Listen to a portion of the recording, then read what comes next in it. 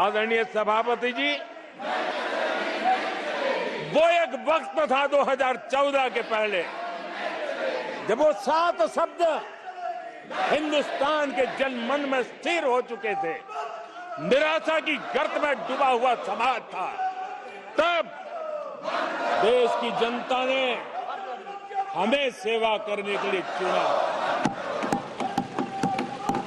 और वो पल देश के परिवर्तित युग का प्रारंभ हो चुका था।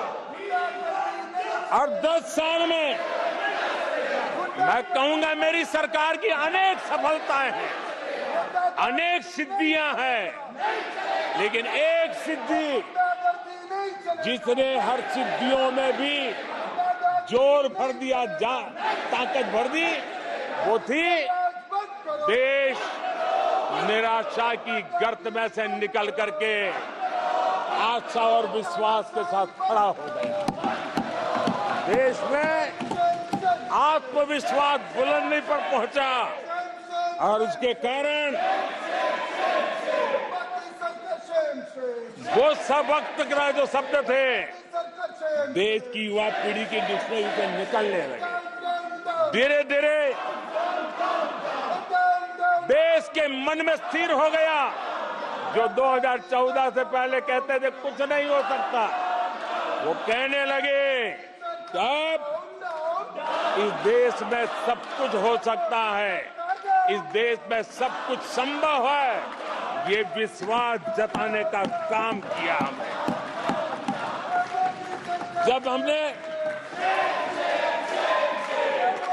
सबसे पहले तेज 5G रोल आउट हमने दिखाया,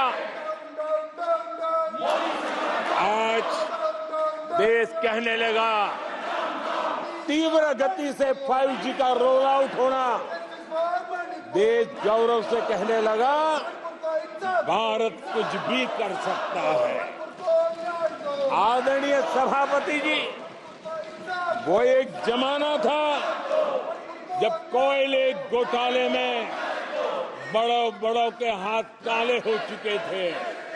आज कोयले का सर्वाधिक उत्पाद, सर्वाधिक प्रोडक्शन, आज कोल प्रोडक्शन के विक्रम हुए हैं और इसी के कारण देश अब कहने लगा है अब भारत कुछ भी कर सकता है। आदरणीय सभापति जी, वो एक समय था 2014 के पहले जब फोन बैंकिंग करके बड़े बड़े बैंक घोटाले किए जा रहे थे। अपनी पर्सनल प्रॉपर्टी की तरह बैंक का खजाना लूट लिया गया था। आदरणीय सभापति जी, 2014 के बाद नीतियों में परिवर्तन, निर्णयों में गति, निष्ठा, प्रामाणिकता की और उसी का परिणाम है दुनिया की अच्छी बैंकों में आज भारत की बैंकों का स्थान बन गया। आज भारत की बैंक सर्वाधिक मुनाफा करने वाली बैंक बन गई और लोगों की सेवा करने के लिए। आदरणीय सभापति जी, 2014 के पहले वो भी एक वक्त था कि जब आतंकी आकर के जी चाहे वहां, जब चाहे वहां हमला कर सकते थे। 2014 के बाद स्थिति ये बनी कि जब वहां उस समय 14 के पहले निर्दोष लोग मारे जाते थे, हिंदुस्तान के कोने कोने को टारगेट किया जाता था और सरकारें चुपचाप बैठी रहती थी, मुंह तक खोलने को तैयार नहीं थी। आज 2014 के बाद का हिंदुस्तान घर में घुसकर मारता है,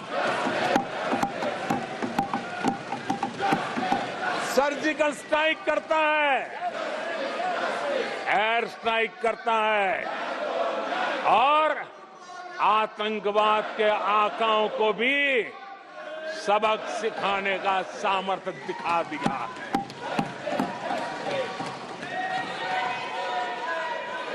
आज आदरणीय सभापति जी,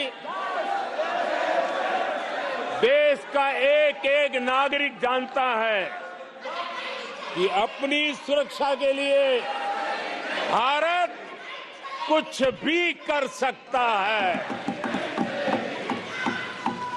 आदरणीय सभापति जी, आर्टिकल 370 इसकी पूजा करने के वाले लोगों ने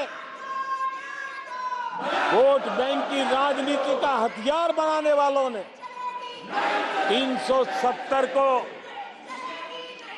उसने जम्मू कश्मीर का जो हालात कर दिए थे, वहां के लोगों के अधिकार छीन लिए थे। भारत का संविधान जम्मू की कश्मीर की सीमा में प्रवेश नहीं कर सकता था और यहां संविधान सर पे रख करके नाचने वाले लोग संविधान को जम्मू कश्मीर में लागू करने का हौसला नहीं रखते, बाबा साहब अम्बेडकर का अपमान किया करते थे। और 370 का वो जमाना था, सेनाओं पर पत्थर चलते थे और लोग निराशा में डूब करके कहते थे अब तो जम्मू कश्मीर में कोई हो नहीं सकता है। आज आर्टिकल 370 की दीवार गिरी, पत्थरबाजी बंद है, लोकतंत्र मजबूत है और लोग बढ़ चढ़ करके भारत के संविधान में भरोसा करते हुए, भारत के तिरंगे झंडे पर भरोसा करते हुए, भारत के लोकतंत्र में भरोसा करते हुए बढ़ चढ़ करके मतदान करने के लिए आगे आ रहे हैं, ये साफ साफ दिखाई देता है। आदरणीय सभापति जी, 140 करोड़ देशवासियों में ये विश्वास पैदा होना,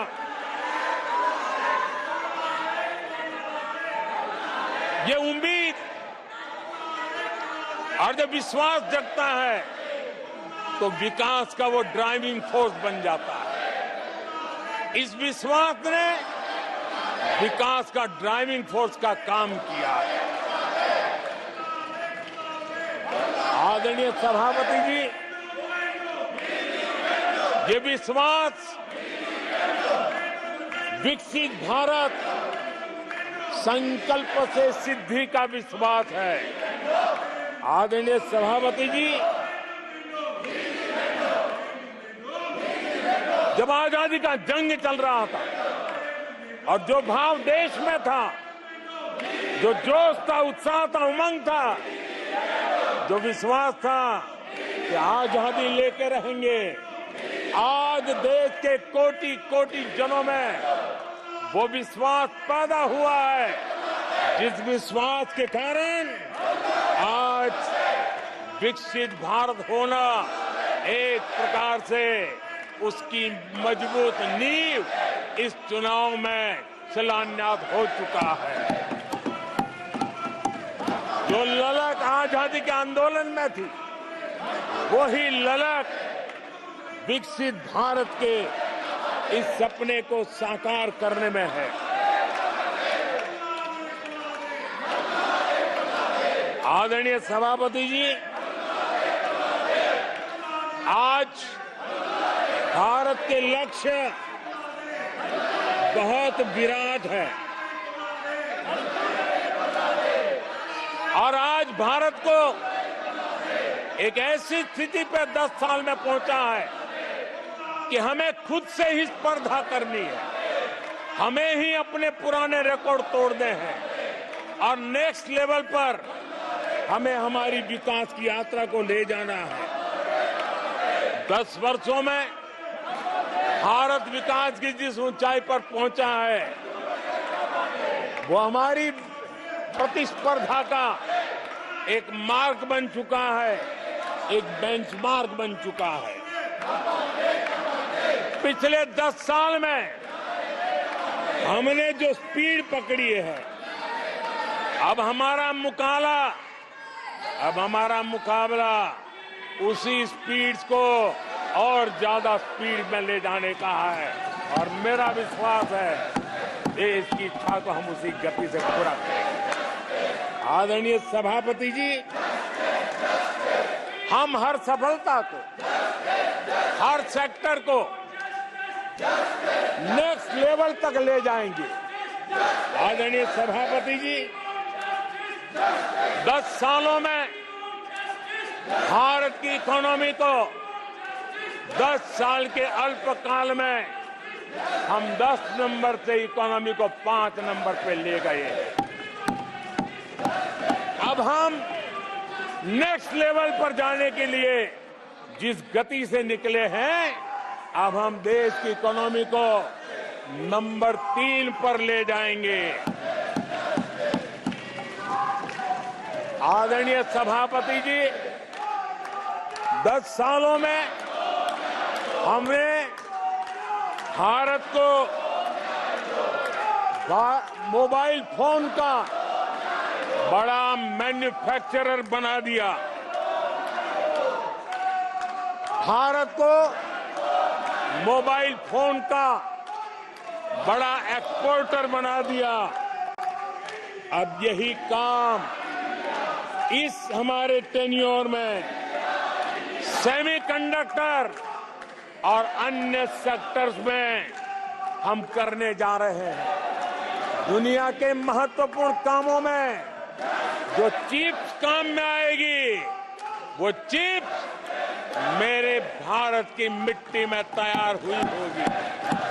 मेरे भारत के नौजवानों की बुद्धि का परिणाम होगा, मेरे भारत के नौजवानों के परिश्रम का परिणाम होगा। ये विश्वास हमारे भीतर है। आदरणीय सभापति जी, हम आधुनिक भारत की तरफ भी जाएंगे। हम विकास की नई ऊंचाइयों को, लेकिन हमारी जड़ें जमीन से जुड़ी रहेगी, हमारे पैर देश के जनसामान्य की जिंदगी से जुड़े रहेंगे। और हम 4 करोड़ गरीबों के घर बना चुके हैं। आने वाले इस टेन्योर में तेज गति से 3 करोड़ और घर बना करके इस देश में किसी को भी घर के बिना रहना ना पड़े, ये हम देखेंगे। आदरणीय सभापति जी, 10 साल में विमेन सेल्फ हेल्प ग्रुप में हमने देश की कोटि-कोटि बहनों को एंटरप्रेन्योर के क्षेत्र में एक बहुत सफलतापूर्वक हमने आगे बढ़े हैं। अब हमने उसको नेक्स्ट लेवल पे ले जाने वाले हैं। अब हमारे विमेन सेल्फ हेल्प ग्रुप में जो बहनें काम कर रही हैं, उनकी आर्थिक गतिविधि इतनी बढ़ाना चाहते हैं, उसका इतना विस्तार करना चाहते हैं कि हम बहुत कम समय में 3 करोड़ ऐसी बहनों को लखपति दीदी बनाने का संकल्प लेकर के चलने वाले हैं। आदरणीय सभापति जी, मैंने पहले भी कहा है, आज मैं फिर से दोहराऊं, हमारी तीसरी टर्म में इसका मतलब है हम 3 गुना स्पीड से काम करेंगे। हमारी तीसरी टर्म का मतलब है हम 3 गुना शक्ति लगाएंगे। हमारी तीसरी टर्म का मतलब है हम देशवासियों को 3 गुना परिणाम ला करके देंगे।